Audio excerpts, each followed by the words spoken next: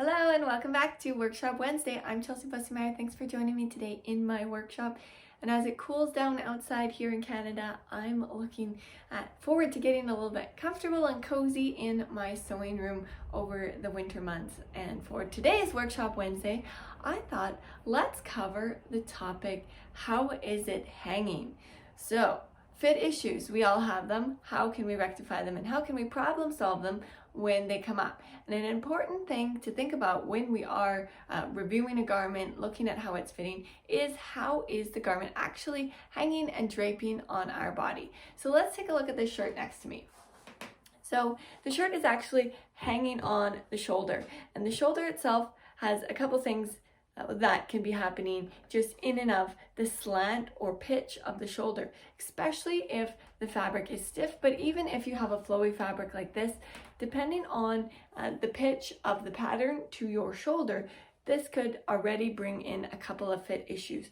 If the pattern is very square and you cut it square and you put it on your shoulders that have some slant to it, you'd have some extra length that starts to drape down. This can cause different things like drag lines and feeling like it's sitting a little bit off. If your fabric is really stiff and you have very sloped shoulders, then it can sometimes sit on the top of your shoulder next to your neck, but then you'll feel like you have kind of too much fabric over to the side. The opposite can also be true.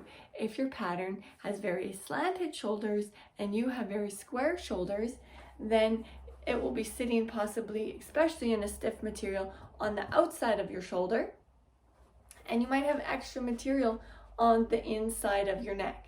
So how is your garment hanging? Is it sitting nice and square on your body, on the shoulders? Since it's laying actually on top of the shoulders here, it's a little bit different than in a skirt. We're going to take a look at a skirt, and this is also true of pants, what we'll be covering there in a moment. But here in the shoulder, on tops, when you have straps, it's really sitting on the shoulder. So how is that fit of the pattern compared to the fit of your body?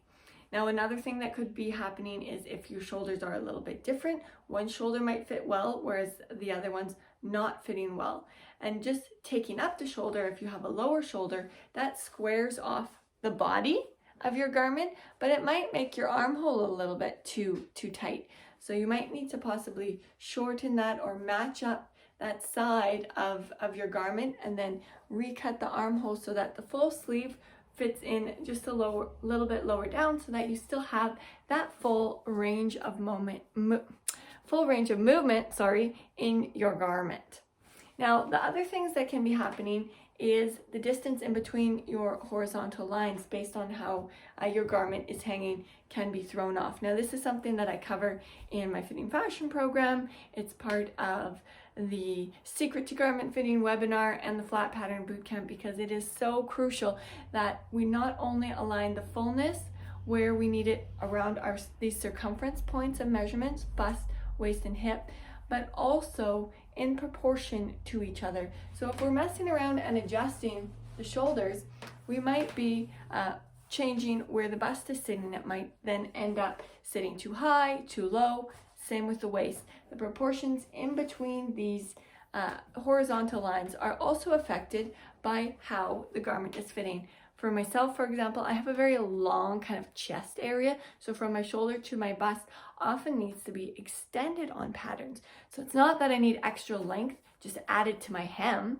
I need to extend in between these two horizontal lines so that the bust can sit where the bust is intended, the waist can sit where the waist is intended, the hem will be where the hem is intended, as well as the shoulders sitting in the area that they're intended to sit. So let's take a quick peek at this skirt. So here for skirts, and the same goes for pants, because it's sitting on our actual waist, this is the point of where it's hanging from, the waistband, the smallest portion of the top of the garment.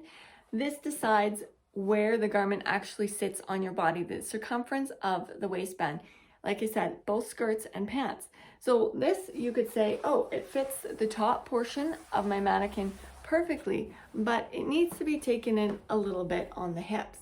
However, if we actually look at where the horizontal lines are, in the pants, the hips are sitting way too low.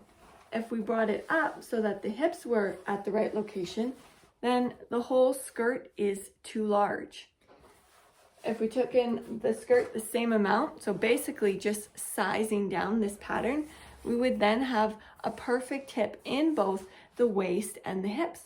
But we're entirely changing where the skirt is sitting, or if it was in the case of pants or something like that, where the pants are sitting. Now this, with pants, you also have the crotch depth. Here on skirts, it's really only matching up their circumference measurements, your waist and your hip measurements, with the distance in between where you want it to sit, or I sometimes say your waistband measurement and the depth of your hip, if you want this low of a kind of a hip skirt. So being really clear of what is the garment that I want to create, or if you already have a pre-existing garment, what was the intent of this garment?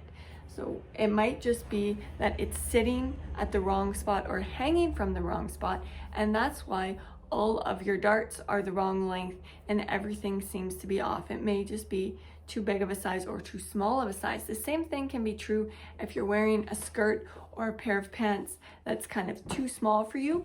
It can want to ride up. So that waistband is going to want to travel to the spot that fits it perfectly. So if it is a little bit tight, it's going to want to ride up and shrink up. So if it was intended to be a hip skirt and you're wearing it right at your natural waist, all of your darts are going to be too short.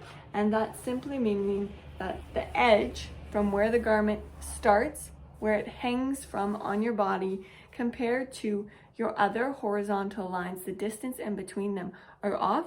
So the shaping and molding in the garment isn't lining up with your body. The drape and shape can also be affected by the fabric itself. If it is a really heavy weighted jersey or knit or stretchy kind of fabric, it can often hang down longer. So if you've cross-referenced your pattern and you know that the distance in between your horizontal lines is right on the money, but then when you make the garment, it's just all over the place and way too long, the fabric can hang out and create more distance just from the weight of itself. Another garment that I love to just mention when we're talking about where is the garment sitting and how is it draping are strapless dresses. Now strapless dresses, because there's no straps going over the shoulder, they actually sit on the smallest part of your waist, similar to a skirt or a pair of pants. That smallest area in the dress is going to determine where the dress is going to be sitting on your body. So you want that location of the waist to exactly match the location of your waist, and the distance in between that waist circumference measurement, that waist location on the garment, to your bust line, to wherever it is you want that garment to end, will ensure that your strapless gown isn't sliding down all over the place. Of course, you need enough structure, interfacing and boning, those types of things to keep that soft fabric expanded. But that's really where the strapless gown sits and where it is hanging from. Well, I hope you found these tips valuable in problem solving your fit issues and even looking at your garments as to what could be causing your drag lines and what could be causing your fit issues. How is this fabric draping, hanging, and where is it hanging from on my body, and is it matching up to where and how I would like it to hang? Well, thanks for joining me on this episode of Workshop Wednesday. Next week, we're actually going to be going over how to make a simple shawl collar, and I'm going to be adding it to the kimono jacket that we're going to sew along in my kimono class in a couple weeks. So definitely, if you like the idea of sewing a kimono, of making a pattern for your body, then don't miss next week's episode, as the information of where and how to sign up for that class will also be added. But if you like shawl collars, you like a little something around your neck in the winter times, then this will be a quick little tutorial of how you can make a pattern for any garment and sew it on. Thanks for joining me again, and we'll see you next week.